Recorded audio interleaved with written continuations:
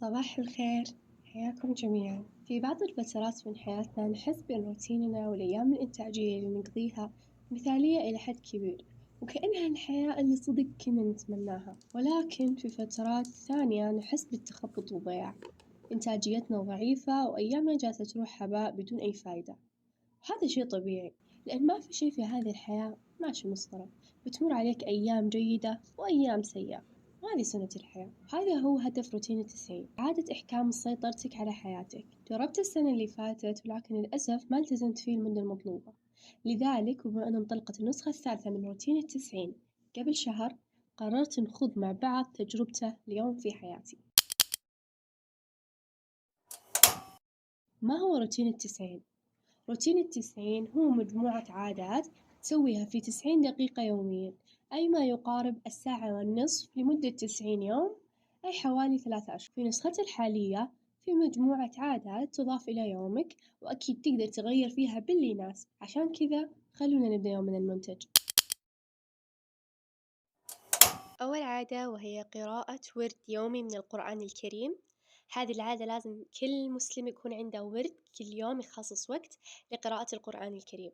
طبعا لو الورد حقكم طويل يعني جزء أو نصف جزء ممكن نقسم الصفحات على عدد الصلوات اللي عندنا خلال اليوم، ولكن لو تحبوا تبدأوا اليوم بالورد كامل كمان ما في مشكلة. قراءة الورد في بداية اليوم راح يزيد لنا البركة والوقت خلال اليوم.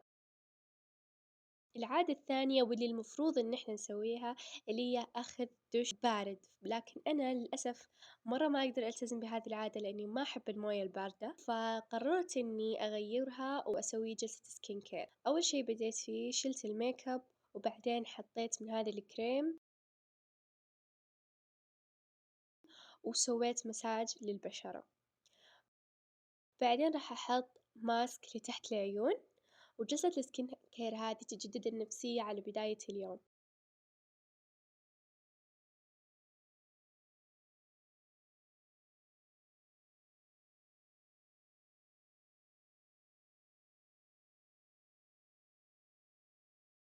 وآخر شي راح نسوي ترطيب بهذا الجلوس مرة حلو، وهو تقريبا زي ماسك للشفايف.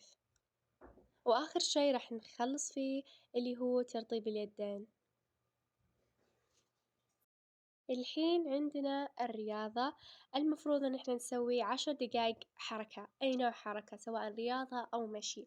اخترت أسوي تمارين، وآخر فترة بديت أحب أسوي تمارين إطالة أو جلسة تمدد، تعطي نشاط كذا وتحرك عضلات الجسم.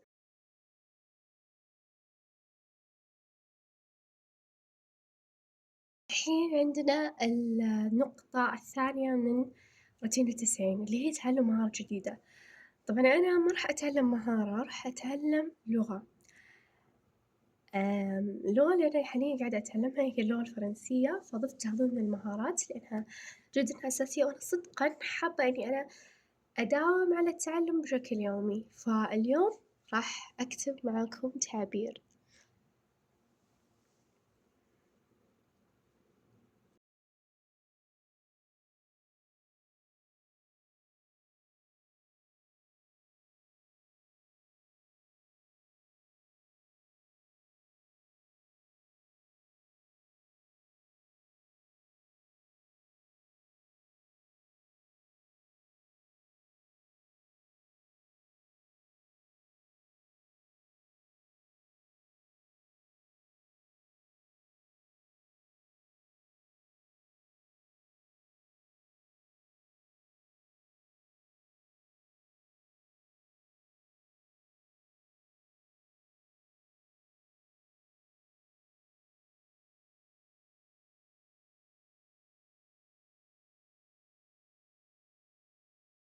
بعدين عندنا جلسة عناية بالنفس، تسوي شي أنت تحبه سواء هواية أو مثلا تكلم شخص أنت تحبه، تجلس مع العائلة، تسقي نبتتك المفضلة وهكذا.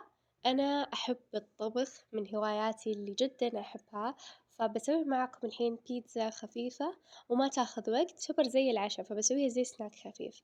بالنسبة للعجينة هذي أحسن عجينة بيتزا قد جربتها، فأقول لكم مقاديرها. راح نحتاج 3 أكواب طحين مع ملعقة سكر، شوية ملح، 3 ملاعق حليب بودرة، وملعقة خميرة. نقلب كل المكونات الجافة مع بعض.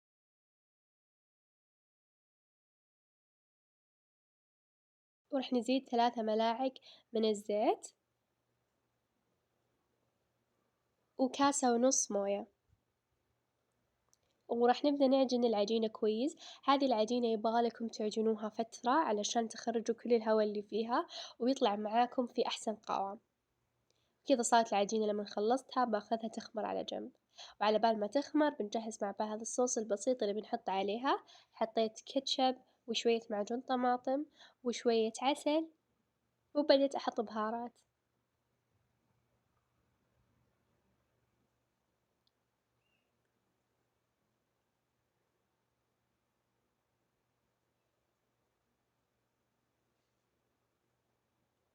وكذا صار الصوص جاهز. الحين راح أبدأ بفرد العجين، وكذا صار شكل العجين بعد ما تخمر. راح أفرده طبقات جدا رقيقة علشان لما ندخله الفرن راح يخمر. وكذا صار لما خلصته المفروض تسوون له أطراف عشان يطلع زي شكل البيتزا. سويت خزقات فيها بالشوكة، وبعدين راح أضيف الصوص اللي سويناه قبل شوي. والحين راح نحط بقية المكونات. هنا تقدرون تتفننون وتحطون اللي تبغونه. زي ما ذكرت لكم بسوي أنا حاجة خفيفة، فحطيت شرايح جبن تشيدر وحطيت عليها من فوق جبن سايل بالكريمة، وحطيت عليها خضار البصل والطماطم، وآخر شي رشة جبن موتزاريلا. وكذا صارت جاهزة. آخر شي المفروض نسويه اليوم اللي هو مراجعة كاملة لليوم. أنا مسوية bullet journal، فعشان كذا راح أسوي مراجعة لليوم فيلو، ولكن انتوا تقدرون تجيبون ورقة وقلم وتكتبون كل حاجة صارت في يومكم. هنا أنا قاعد أعبي متتبع العادات، وبعدين راح أكتب امتنان اليوم، اللي هو تحمدون الله على حاجة حلوة حصلت لكم اليوم، أو على شي معين حسيتوا بقيمته الكبيرة. طبعًا في المراجعة نقدر نكتب اليوم كله إيش صار معانا، نقدر نكتب الحدث الأبرز في اليوم، الحدث اللي خلانا سعيدين، الحدث اللي نشكر الله عليه، وهذه الأمور. وبعد كذا راح نكتب الدرس اللي تعلمناه اليوم، إذا صار لنا موقف وأخذنا مثلًا منه عبرة فنقدر نكتب اللي استفدناه من هذا الموقف علشان ما يرجع يتكرر معانا مرة ثانية. وكذا نكون خلصنا.